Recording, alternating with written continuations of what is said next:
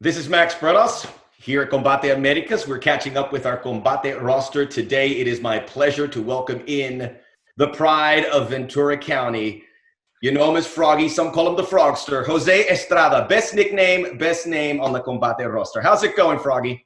Oh man, just living the quarantine life right now. Definitely unusual.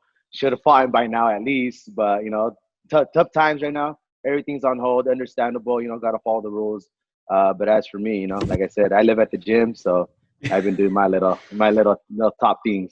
You've told me in the past, you've told a lot of people I live at the gym, and we thought it was, just what fighters say, some lip service, but you literally live at the gym. You're doing this interview from the gym. Yeah. Like I said, I've told everybody I literally live at the gym. I just don't do camp for camp.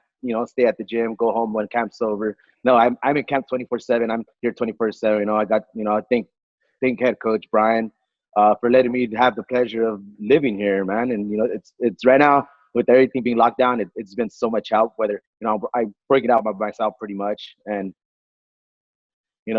may not seem like much, but I'm working on little things that I want to prepare for for what we have in the future lined up, hopefully.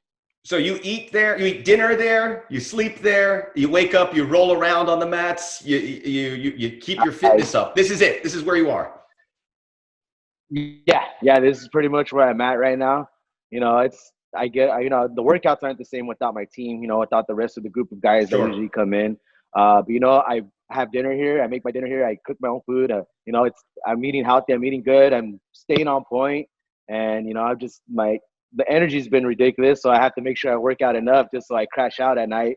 But now I'm just just living the quarantine life, staying in and being healthy at the same time.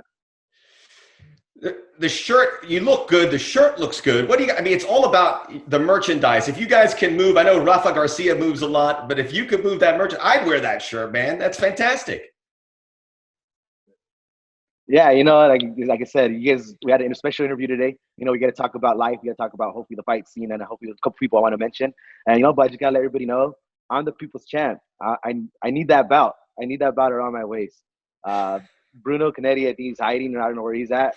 But Campbell's been talking about fighting at an island. Hey, I got a secret location, that's for sure.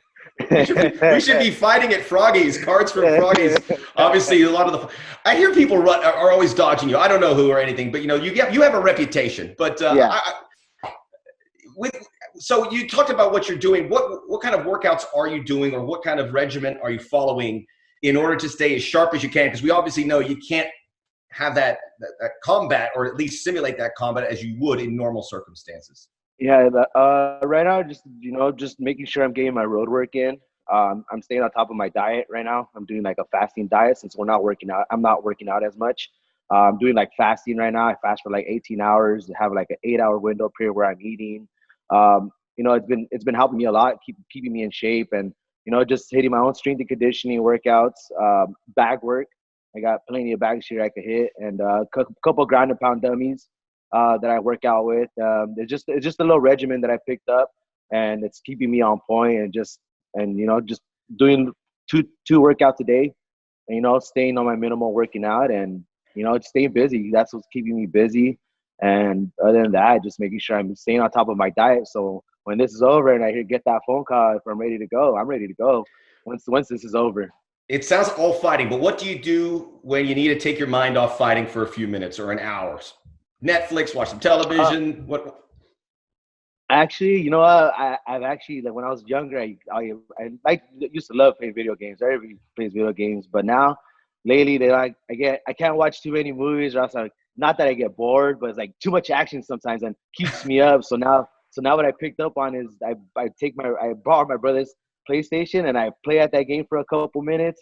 Call of Duty, you're shooting people, everybody's coming after. Everything's moving so fast. So a couple hours of that, and after that, my mind's had it, and after that, I just all right. Now it's time to go to sleep. Now I can finally relax, and keeps my mind off fighting, and just calling, making sure everybody's okay around my family and stuff, and just seeing some of the people that I get to see that are not on lockdown is really cool, and that's what keeps me outside of not wanting to fight right now.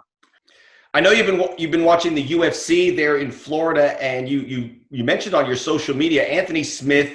If you didn't know, and you're watching this, had his orbital bone broken. He had knocked a couple teeth out. He was in lots of pain.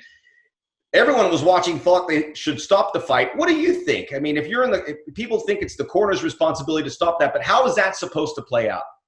I get in charge of coaching the amateurs around here at our gym, and from learning from head coach Professor Brian Espinoza, just learning from him and him telling me, if you're to ever see me in a battle that bad, and where I'm getting punched and I'm getting dizzy and I'm going in my corner and I'm saying, hey, my teeth are falling out.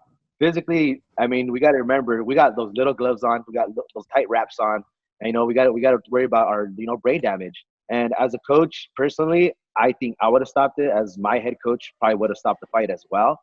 Be mad, yeah, I'm gonna be mad for stopping the fight. I keep going, but then again, I got to realize the good part of it. I'm saving my brain, I'm saving my teeth.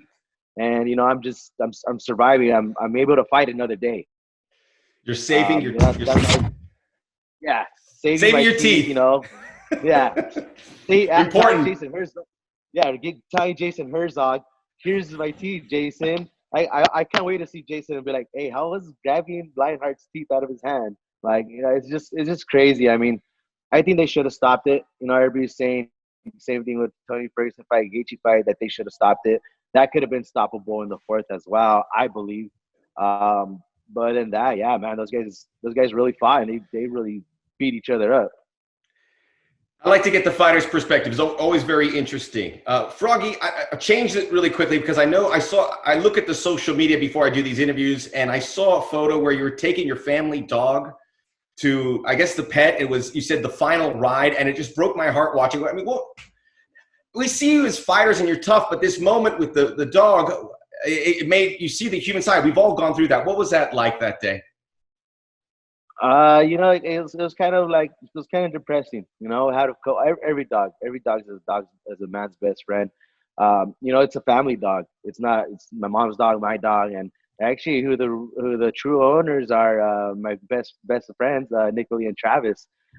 They're actually their little puppy, which is branched off to pretty much a family dog. My mom was taking care of it, and she lived a long little life, and happened to be she had some complications start to pop up, and it was just sad to see her go. And doctor said the more doctors she's gonna see, the price she's gonna get. So it was either she makes it through the night or she doesn't make it through the night. And happened to be the following morning she wasn't gonna make it through the night or through the day. So they had to put the poor little puppy down. It was definitely sad for all of us who she impacted. At least that little puppy impacted everybody, not just here at the gym, but at home. And yeah, she called it a little Fifi, and I called her Fifi, and her real name was Fifi. She was the cutest little dog, and it sucks. It sucks to lose a little animal that it sucks. And we appreciate you sharing that, man, because it's like it reminds us all that we all go through loss, and thank you for sharing. You've had some incredible fights, Froggy. The last two, I saw you when you fought Marroquin, and you're coming back from Mexico, and you went 3 tough rounds. And then when you fought against Guzman at the Reinas fight, you really have when I think about the roster, you really have the reputation as one of the great entertainers of Combate. Yeah, man. After coming off that Levy fight, I guarantee I still say I didn't lose that fight. I still say I got robbed. Until this day, I'm gonna be that nightmare. I asked plenty of times for that rematch. Fortunately, I don't know what the situation was, but I would still want to fight him here in my hometown. Let's make it even. That fight, I tore one of my shoulders in that fight. I still fought him all 3 rounds, still kept going forward. Then right after, I knew I had to make a bounce back right away. Came back, fight Adrian. It was April last year. I ended up breaking my leg then, and it just, it's been a year. It's been a year where it's been a learning year, though. It's been a learning year where it was maybe, like you said, I can fight. Maybe my body was just taking too much damage. Going through a war with Levy, going through all these other fights. Sometimes your body takes a toll, and maybe my body was breaking down just a little bit. And came down to realize within the couple months, 6, 7, 8 months, I think it was, of having 6 months worth of boot, and then 2 months of recovery. You know, I learned a lot. I learned a lot about myself, my body, how to take care of myself. I mean, gotta be 100% stepping into the cage. And you know, I had opportunities to fight, but still, my leg was either a problem. You know, something was a problem, and you know, going into a fight with a problem, that I don't want to have the excuse of why I lost the fight. You know, after coming back after a win, I wanted to make sure I was 100% before I actually stepped back into the Jaula. And you know, that's the reason I took the time off. You know, I've been training, but ever since I got better, I've been working on it. And you know, I've been quiet. I've been working on the little things, just to, you know, see that champion and see that number one guy. I've been, you know, talking to lady on social media as well. Yeah, I mean, I was supposed to fight, I believe, on the December card, the Patron and Tito card as well. But unfortunately, Gaston had backed out for like the second or third time. He didn't want to fight me. And he's ranked ahead of me. I don't know why he didn't want to fight me. It is what it is. I'm looking past him. I'm looking to add Andres Quintana now. I like he finally responded on my social media. He responded. You know, this actually, me and him. It's been. I'd love to see that fight. It's been a long awaited fight. We've gone at it, talked verbally, and what I talk about when I say let's finish our talk we had in the elevator. We had a little talk. One time, me and him. He was just waking up. I was about to go run, and I asked him, well, "Are we gonna fight or what's happening?" He said something about managers. So I was like, "Well, I'm telling you right now, like we could fight." So I mean, hopefully we make that fight happen because you know he's number one. You know, hopefully I could fight Quintana. Then hopefully after that, me and him could go for that championship bout. Bruno can't hold it forever. You know, I've been one of the first, you know, Combate guys around, and you know, I feel like, you know, that's what I said. I'm the people's champ. I'm the people's champ. You called out a bunch of people. You got a Marroquin rematch, Canetti, Quintana. That's the way. If you want it, you got to call it out. Hey, these guys, I feel like, you know, they're not taking. I'm not gonna let them take what I started in Combate Americas, and you know, I'm not gonna let that happen. You know, I worked too hard. To be here. You know, 6-2 now, which should be 7-1. Like I said, I got robbed, and you know, that's the thing in the fighter in me. I'm never gonna give up. I'm never gonna stop, and you know, maybe it's time to be calling out those top guys, and I'm ready for those top guys.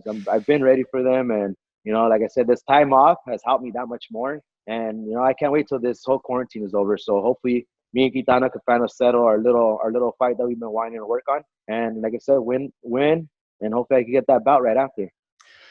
Froggy, good catching up with you, man. Say hi to Mikey Reyes. I know he's floating around there somewhere in Ventura, down in Oxnard. All right. Yeah, he's somewhere out here. Yeah, you know, we stay in touch. We know we haven't seen each other a lot lately due to the quarantine and stuff. But yeah, he's still around here. He's chilling out, you know, locals. Yeah, we'll chat with him soon, man. But you stay in. We can't wait to see you in there. Certainly can't wait to see some of these fights coming up. Yeah, man, I can't wait. Hopefully everybody is well in the world right now. Like I said, stay safe, stay clean. Everybody's quarantined. Hopefully it's going great. Stay healthy, stay working out. Don't give up. Other than that, hopefully everybody around the world is listening, and I can't wait till the Froggys back in La Jaula.